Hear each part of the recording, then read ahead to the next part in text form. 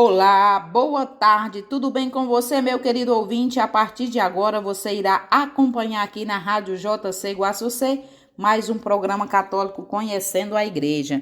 E hoje, meus queridos ouvintes, é 8 de junho de 2024, em Guaçucê, 14 horas. A partir de agora você fica conosco aprendendo mais sobre a nossa igreja. Eu sou a Márcia Cândido e nosso programa hoje traz como tema Como os discípulos de Emaús. Ligue você também e participe conosco. Peçamos a Deus que nos guie nesta tarde e lembremos sempre que Deus não nos leva pelo caminho mais longo para nos punir, mas para nos preparar, né, meus irmãos? Às vezes, na caminhada, na correria do dia a dia, a gente esquece de agradecer a Deus por todas as maravilhas que Ele faz em nossa vida. Que a gente possa pensar, né, nisso. Hoje eu tive tempo de agradecer a Deus? Pois vamos deixar aquele tempinho do nosso dia para estar em oração com Deus, agradecendo e louvando a Ele, né? Invoquemos então, meu querido ouvinte, a Santíssima Trindade para se fazer presente conosco. Em nome do Pai, do Filho e do Espírito Santo. Vinde, ó Espírito Santo, enchei os corações dos vossos fiéis e acendei neles o fogo do vosso amor. Enviai, Senhor, o vosso Espírito e tudo será criado e renovareis a face da terra. Oremos. Ó Deus, que instruíste os corações dos vossos fiéis com as luzes do Espírito Santo, fazei que apreciemos retamente todas as coisas segundo o mesmo Espírito e gozemos sempre de suas divinas consolações por Cristo nosso Senhor.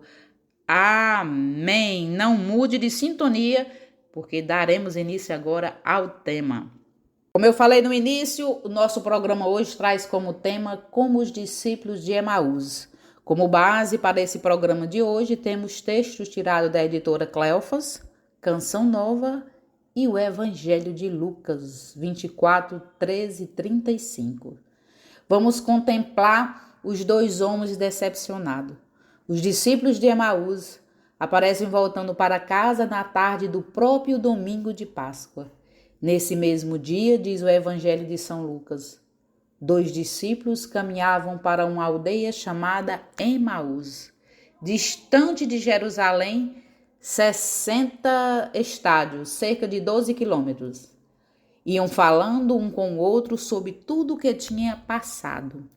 E o que se tinha passado era nada mais, nada menos, a paixão e a morte de Jesus, a derrota estrondosa de Cristo nas mãos dos seus inimigos, a retirada das multidões de 5 dias antes, no domingo de Ramos, o que haviam aclamado entusiasmadas.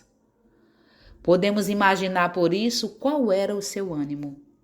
São José Maria, em suas escritas, oferece-nos uma descrição simples da aparição de Jesus ressuscitado a esses 2 discípulos. Caminhavam aqueles 2 discípulos, escreve, em direção a Emaús. Andavam a passo normal, como tantos outros que transitavam por aquelas passagens. E ali, com naturalidade, aparece-lhe Jesus e caminha com eles, numa conversa que diminuía a fadiga. Imagino a cena bem ao cair da tarde, sopra uma brisa suave, em redor campos semeados de trigo já crescido e as oliveiras velhas, com os ramos prateados à luz tíbia. Com essa descrição, logo nos sentimos metidos no ambiente, participando como mais um personagem. E o Evangelho diz que Jesus começou a caminhar junto dos 2, mas, comenta São Lucas, os olhos deles estavam como vendados e não o reconheceram. Perguntou-lhes então, de que vinhais falando pelo caminho e por que estáis tristes? O diálogo que se travou então é digno de ser meditado. Primeiro, como pessoas desiludidas, frustradas, os discípulos responderam com mau humor, num tom ríspido. Um deles, chamado Cleofas, respondeu-lhe, És tu acaso o único forasteiro em Jerusalém que não sabe o que nela aconteceu nesses dias? É como se dissesse meio admirado e meio irritado, Todo mundo sabe onde é que você vive. Só você está por fora. Que ironia! Dirigem-se rudemente a Jesus, lançando-lhe em rosto a sua ignorância a respeito da tragédia do próprio Jesus. Tudo isso chegaria a ser cômico se não fosse dramático. Mas nosso Senhor, como em todas as cenas da ressurreição, mostra-se especialmente afável e bem-humorado com eles. É até divertido, fazendo-se de ingênuo, perguntando-lhes: que foi? Que houve?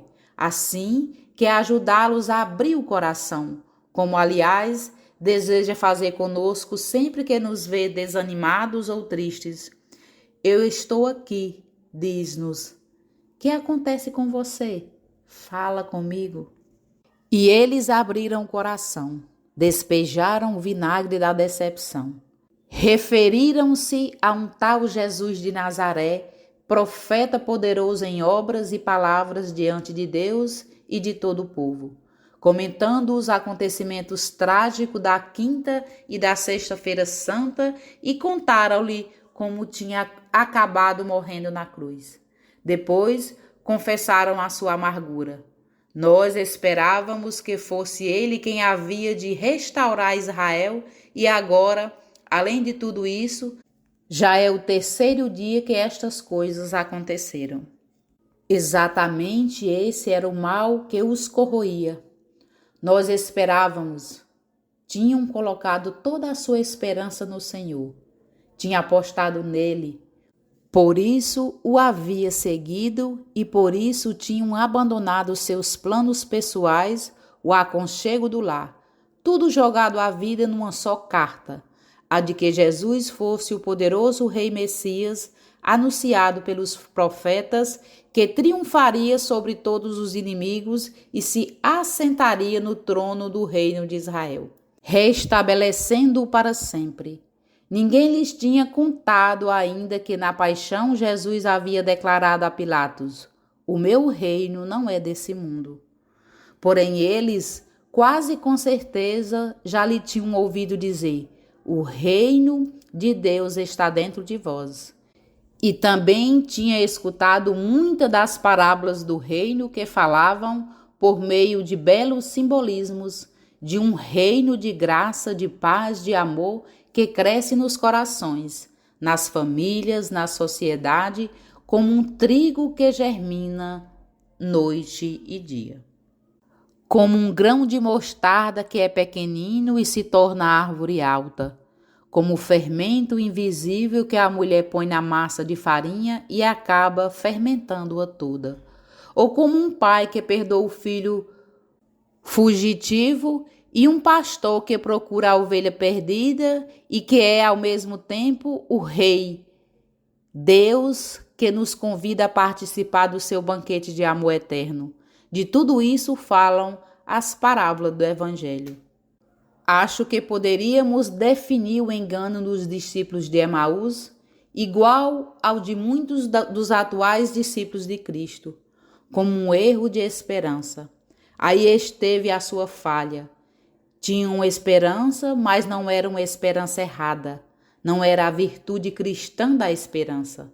Em consequência, estavam fadados à decepção, como quem aponta uma flecha para o alvo equivocado, ou dirige um veículo fora da estrada, que quanto mais rápido vai, mais perto está do desastre. Assim são muitas mulheres e muitos homens de hoje. O seu mal é a visão deturbada da esperança. Esperam o que não devem e esperam pouco ou mal o que devem. Os exemplos são inúmeros. Sim, são incontáveis. Falsas esperanças amorosas, falsas esperanças profissionais, falsas esperanças de glória e triunfo e falsa confiança nas riquezas. E na realidade o problema é simples. Espera mal quem espera qualquer coisa diferente da vontade de Deus, qualquer coisa, por grande que esteja fora dos planos de Deus, que Deus preparou para ele. Então acontece a essas pessoas o que Jesus dizia aos fariseus: Frustraram o desígnio de Deus a seu respeito. A vida deles foi um plano divino frustrado, que Deus não pôde reconhecer como seu, e tem que lhes dizer: não vos conheço, como Jesus dizia às virgens nécias. É muito bonito o que nos diz o Catecismo da Igreja Católica sobre a esperança. A esperança é a virtude teologal pela qual desejamos como nossa felicidade no reino dos céus e da vida eterna, pondo a nossa confiança nas promessas de Cristo e apoiando-nos não em nossas forças próprias, mas no socorro da graça do Espírito Santo. A virtude da esperança responde à aspiração de felicidade colocada por Deus no coração de todos os homens.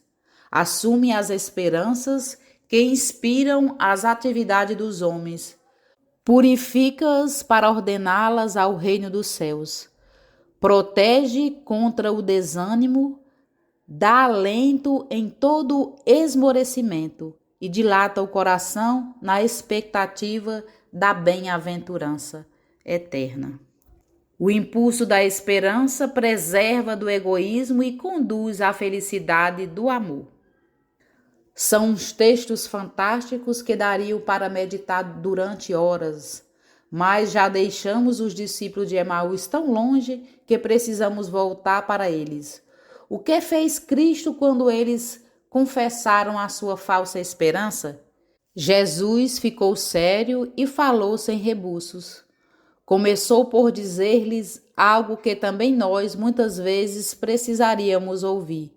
Ó gente insensata e lenta de coração para acreditar em tudo o que anunciaram os profetas. Porventura não era necessário que Cristo sofresse essas coisas e assim entrasse na sua glória? E começamos por Moisés, percorrendo todos os profetas, explicavam-lhes o que dele se achava dito em todas as Escrituras. Ou seja, Jesus desvendou-lhes o plano de Deus sobre a salvação do mundo por meio do máximo ato de amor, a entrega de Cristo na cruz para a redenção dos nossos pecados. Deus, Jesus, Deus e homem verdadeiro, atingiu os limites máximos do amor ao dar-se na cruz por nós, sem se poupar em nada, e com esse amor gratuito e ilimitado purificou e compensou todos os desamores, os pecados dos homens, derramou a graça do Espírito Santo, que é amor substancial de Deus e fonte de alegria e de paz para as almas, e abriu de pá em pá as portas da felicidade eterna no céu. Quer dizer que o que Cleófas e os companheiros lamentavam como uma desgraça, a paixão e morte de Cristo, era na realidade a maior maravilha de toda a história da humanidade. O maior bem da história, o maior motivo de alegria de todos os séculos. Insensatos, sem dúvida, os que não veem isso e vão atrás de sombras e aparências falsas.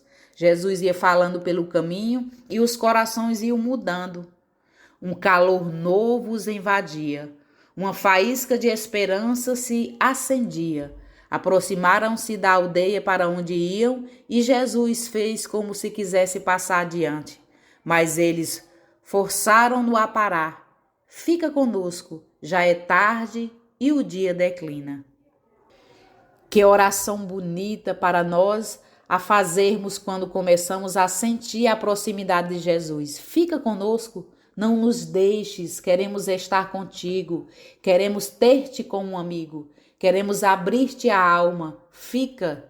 E além do mais, bem que precisamos que já nos faz tarde, que a vida passa, que a vida um dia vai acabar. O tempo é breve e não é possível brincar, pois pode acontecer que, quer para jovens, quer para velhos, já seja tarde e a vida já decline. Olha, Senhor, que gastamos boa parte desse dia, que é vida entre falsas esperanças e verdadeiras frustrações. Precisamos de Ti, por favor, fica, que só em Ti se acha a esperança. Então entrou com eles, e aconteceu que, estando sentado à mesa, ele tomou o pão, abençoou, partiu e serviu-lhe. Então se lhes abriram os olhos e o reconheceram, mas ele desapareceu. Dizia então um ao outro: não é verdade que o nosso coração ardia dentro de nós, enquanto ele nos falava pelo caminho e nos explicava as Escrituras? Que maravilha! Que modelo para nós, como dizia São José Maria. Caminho de Emaús, caminho da vida, quando nos entristece a falta de sentido de tantas coisas e, sobretudo, quando nos acabrunham as decepções que querem afogar a esperança. Façamos como os discípulos de Emaús. Primeiro abramos a alma de Deus. Às vezes, a melhor maneira de abri-la é fazer uma confissão muito sincera.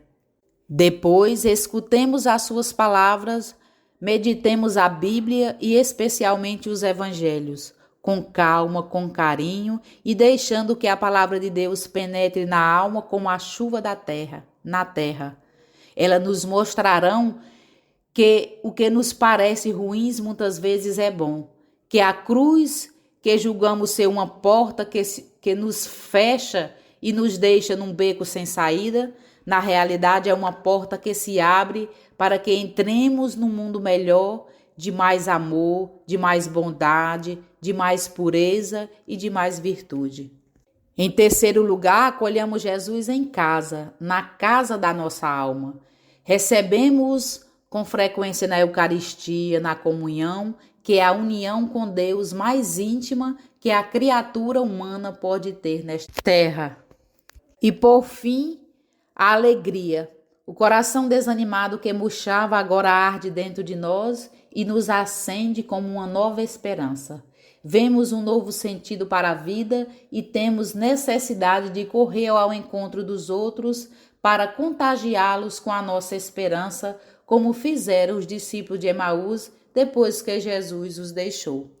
Com o coração inflamado pela esperança, desfazem o caminho dos desertores, voltam a reunir-se com os apóstolos e das santas mulheres do cenáculo e participam da alegria que, ainda no meio hesitações, começa a alastrar-se entre eles e que anuncia, mesmo muitos ainda não percebem, o grande motivo da esperança que não morre.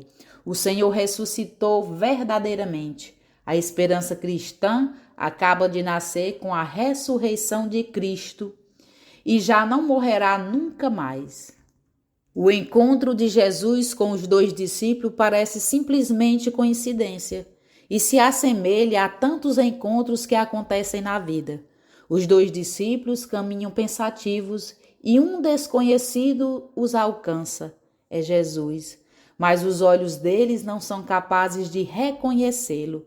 Então Jesus começa a sua terapia da esperança. O que acontece nessa estrada é uma terapia da esperança. E quem a faz? Jesus. E antes de tudo pergunta e escuta. O nosso Deus não é um Deus invasivo. Mesmo se já conhece o motivo da desilusão daqueles dois, deixa a eles o tempo para poder medir a profundidade da própria amargura. Então surge uma confissão que é um refrão da existência humana. Nós esperávamos, mas quanta tristeza, quanta derrota, quantos fracassos existem na vida de cada pessoa. No fundo, somos todos um pouco daqueles dois discípulos. Bom, meus irmãos, eu estou amando esse tema de hoje, mas vamos fazer aqui um pequeno intervalo, mas fique ligadinho porque a gente volta já já. Voltamos do intervalo, meus queridos ouvintes, com esse tema maravilhoso, como os discípulos de Emaús, né? E quantas vezes na nossa vida esperamos, né? Quantas vezes nos sentimos a um passo da felicidade e depois nos vemos desiludidos. Mas Jesus caminha com todas as pessoas que perderam a confiança e que caminha com a cabeça baixa. e caminhando com eles de modo discreto, consegue fazer retornar a esperança. Jesus fala a eles e, antes de tudo, através das Escrituras. Quem toma nas mãos o livro de Deus não encontrará histórias de heroísmo fácil, grandes campanhas de conquista. A verdadeira esperança não é nunca a pouco preço. Passa sempre através das derrotas. A esperança de quem não sofre talvez não seja nem mesmo esperança.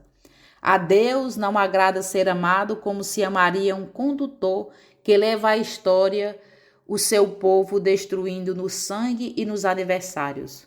O nosso Deus é uma luz discreta que arde no dia de frio e de vento. E mesmo que pareça frágil a sua presença neste mundo, ele escolheu o lugar que todos desdenhamos.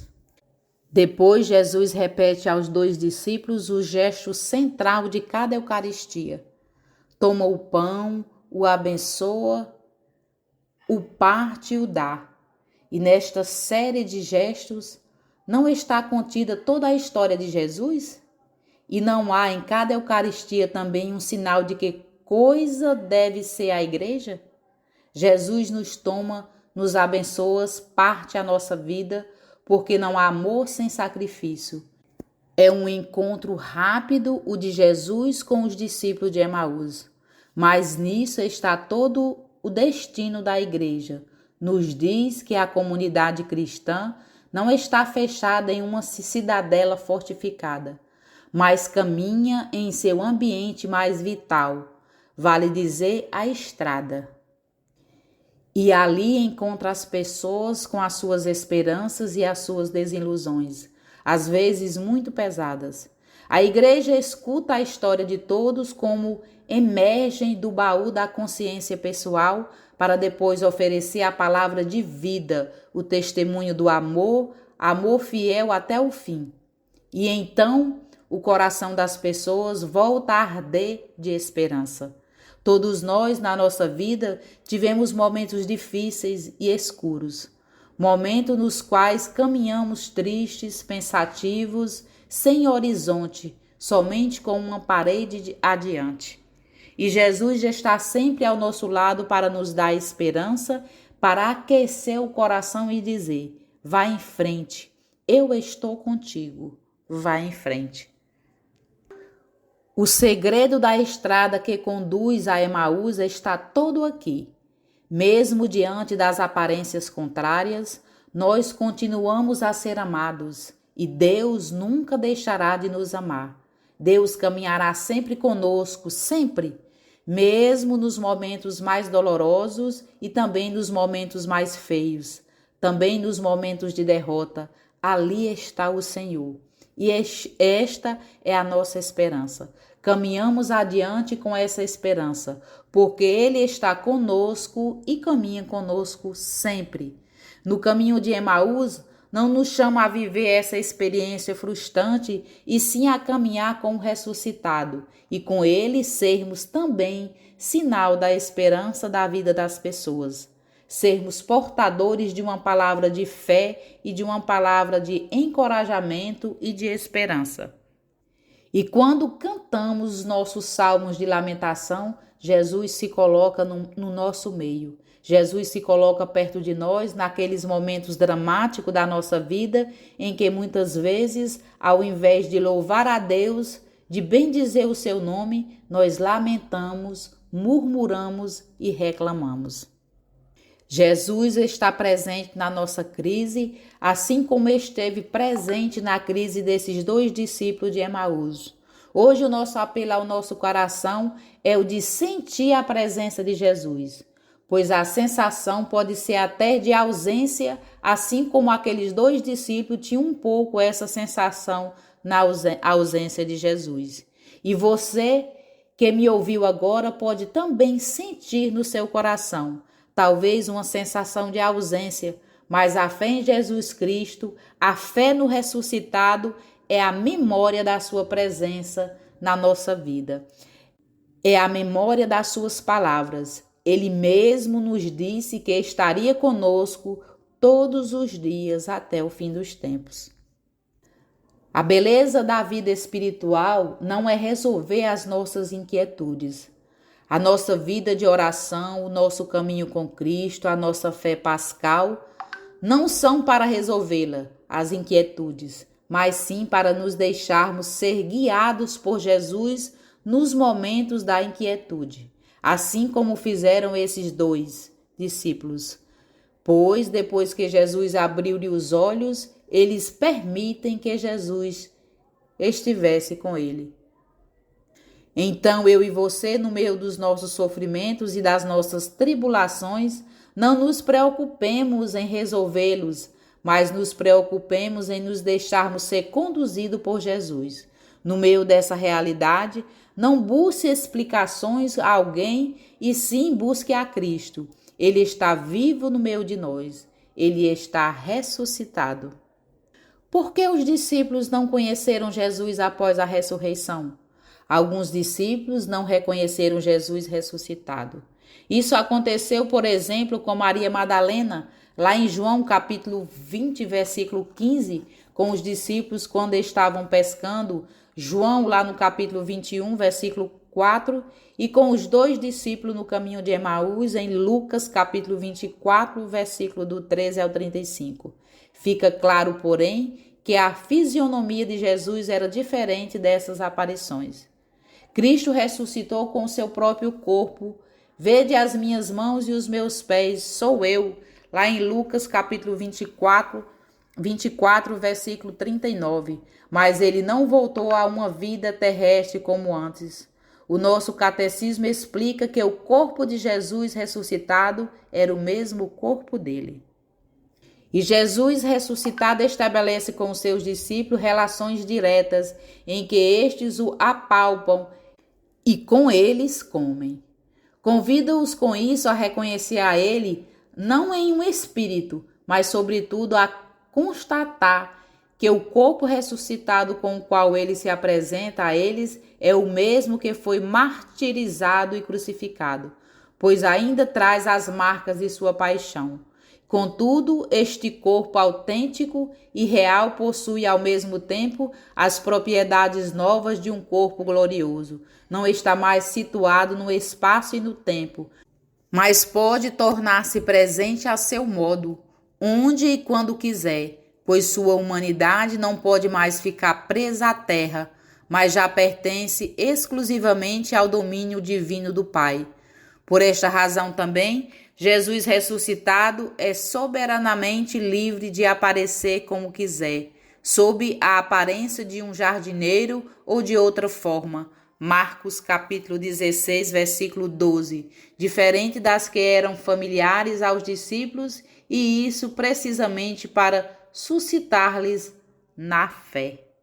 E com essas palavras a igreja deixa claro que Jesus podia aparecer de maneiras diferentes, como jardineiro ou outra forma, já que o seu corpo ressuscitado tem propriedades novas por não estar mais sujeito ao tempo e ao espaço. Isso significa que as leis da natureza já não têm mais poder sobre o seu corpo e por isso ele pode entrar e sair do cenáculo onde estão os apóstolos, sem abrir a porta e sem rasgar as paredes. Seu corpo já não ocupa mais espaço como antes. É agora como se vive de maneira invisível, embora pudesse se deixar ver quando quisesse. Quando São Paulo explica como será o nosso corpo ressuscitado, ele afirma que da mesma forma em Jesus ressuscitarão com o seu próprio corpo que tem agora, porém este corpo será transfigurado em corpo de glória, em corpo espiritual. 1 Coríntios capítulo 15, versículo 44. Semeado corruptível, o corpo ressuscita incorruptível. Os mortos ressurgirão incorruptíveis. Com efeito, é necessário que este ser corruptível revista a incorruptibilidade e que este ser mortal revista a imortalidade. 1 Coríntios, capítulo 15, versículo 35 ao 37, 42, do 52 ao 53. Alguns levaram a hipótese de que os discípulos no caminho de Emaús não o reconheceram porque o Senhor teria fechado os olhos deles para que não o reconhecesse, só permitindo isso na fração do pão. O Evangelho São Lucas afirma que os discípulos deles estavam como que os olhos deles estavam como que fechados, para que não o reconhecesse. Lucas capítulo 24, versículo 16. E abriram-se então os olhos e o reconheceram, e ele desapareceu. Lucas 24, 31. Parece-me, no entanto, que esta não é a melhor explicação, embora possa ser possível, uma vez que a Igreja diz no Catecismo que o seu corpo ressuscitado pode tornar-se presente a seu modo, onde e quando quiser, com outras aparências diferentes das que eram familiares aos seus discípulos. Você encontra isso lá no Catecismo, no número 645. De fato, diante de Jesus ressuscitado, estamos perante um corpo em um estado novo que é completamente desconhecido da criação natural. A ciência não tem condições de explicar isso. Jesus ressuscitou em glória, não carregava mais novas fraquezas nem enfermidades, não estava mais desfigurado e nem tinha mais a aparência de um condenado. Nem era mais desprovido de beleza, como disse Isaías, lá no capítulo 52, no versículo 13, e no 53, no versículo 12. Isso pode, de certa forma, ter também dificultado o seu reconhecimento por seus discípulos, mas não foi a causa mais importante. São Paulo diz que o Senhor Jesus Cristo transformará o nosso mísero corpo, tornando-o semelhante ao seu corpo glorioso, em virtude do poder que tem de sujeitar a si toda criatura. Só então poderemos saber exatamente como é corpo de Jesus ressuscitado. E como conhecer-nos? A resposta a essa pergunta já deu origem a muitos livros. Agora só vou apontar 3 pistas dentre as sugeridas por Cristo para que você procure ver a verdade no fundo do seu coração. A primeira, onde está o teu coração, lá também está o teu tesouro. Marcos capítulo 6, versículo 21. Tesouro é aquilo que mais prezamos, que mais valorizamos. Pode ser uma pessoa querida, ou o nosso sucesso, ou o dinheiro, ou o prazer. O coração, o mundo íntimo dos nossos pensamentos, sonhos, projetos e desejos, está centrado naquilo que mais estimamos e julgamos necessário para a nossa felicidade. Qual é o seu tesouro? Qual o rei que reina em seu mundo íntimo? Para muitas pessoas, o tesouro são esses 3: sucesso, satisfação e sossego. Se você se enquadra aí, não duvide, precisa urgentemente começar a lutar contra o egoísmo. Para outros é a liberdade. Por enquanto, vou limitar-me a perguntar: liberdade para quê? Dependemos da resposta que você vai conhecer o seu coração. Se é liberdade para fazer o que eu quero, você é um lamentável egoísta. Se for liberdade para poder dar-se mais a Deus e dedicar-se a grandes ideias em favor dos outros, você tem a virtude da generosidade. No segundo item, nós vimos que a boca fala daquilo que o coração está cheio. Nós podemos ver isso lá em Lucas capítulo 6, versículo 45. De que fala mais você? De você mesmo? Fala mais e escuta pouco? Não precisa refletir muito, você tem que lutar contra a vaidade. Talvez o despertem essas palavras de caminho. Obstinar-te em ser o sal de todos os pratos. Não te zangues se te falo claramente. Tens poucas graças para ser sal. Falta-te espírito de sacrifício e sobra-te espírito de curiosidade e de exibição. Você critica muito aos outros? Acha logo defeito em tudo que dizem ou fazem? Precisa adquirir a virtude da compreensão. E se curte mágoas e rancores, precisa mais do que um ar que respira, aprender a virtude da misericórdia. Terceiro item, por que estás triste? Lucas capítulo 24, versículo 17. Essa é a primeira pergunta que Jesus ressuscitado fez aos discípulos de Emaús, quando voltavam para casa desesperançados depois do fracasso. E Jesus na cruz. As alegrias e as tristezas não falo das que procedem do amor de Deus aos outros. São excelentes radiografias das doenças do coração. As virtudes que nos faltam são um cartaz luminoso. Cada uma delas nos lança um apelo. Veja o caminho que ainda deve percorrer e comece a andar. Pense, reze, peça luz a Deus e mais uma vez procure ver a verdade no fundo do seu coração. Nossa fé é o encontro pascal com o Senhor Jesus. É a certeza de que Ele está vivo. Nossa fé é uma fé pascal e pessoal. Não se trata apenas de crer em alguma coisa. A profissão fundamental é: eu creio em Ti, Senhor, e por isso me comprometo e me torno um evangelizador. Evangelizar, ser missionário, é irradiar o que ouvimos, o que vimos com os nossos olhos e o que contemplamos e o que nossas mãos apalparam do verbo da vida, porque a vida manifestou-se. Sejam quais forem as nossas fraquezas e misérias, as nossas limitações, o que contagia todas as culturas, o que convence todos os povos e raça é o testemunho da alegria e da graça de termos encontrado o Senhor ressuscitado. Tudo isso é graça, a força do pão partido de Emaús, é o vigor do fruto da videira no cálice da nova aliança. É o corpo entregue e o sangue derramado de Jesus, morto e ressuscitado. Bom, meus queridos ouvintes, chegamos ao final do programa de hoje. Eu espero que vocês tenham gostado, que tenham aprendido mais. Eu amei esse tema, aprendi muito sobre a nossa vida e como devemos viver essa ressurreição de Cristo. Peçamos a Deus saúde e paz para as nossas famílias, para os doentes da nossa comunidade, pela paz do mundo, pela convenção dos pecadores. Amanhã é domingo, é dia do Senhor. Vamos à igreja, vamos rezar, vamos louvar, vamos agradecer a Deus. Rezemos então assim: Pai nosso que estais no céu, santificado seja o vosso nome. Venha a nós o vosso reino, seja feita a vossa vontade, assim na terra como no céu. O pão nosso de cada dia nos dai hoje, perdoai-nos as nossas ofensas, assim como nós perdoamos a quem nos tem ofendido, e não nos deixeis cair em tentação, mas livrai-nos do mal. Amém. Ó Maria concebida sem pecado, rogai por nós que recorremos a vós.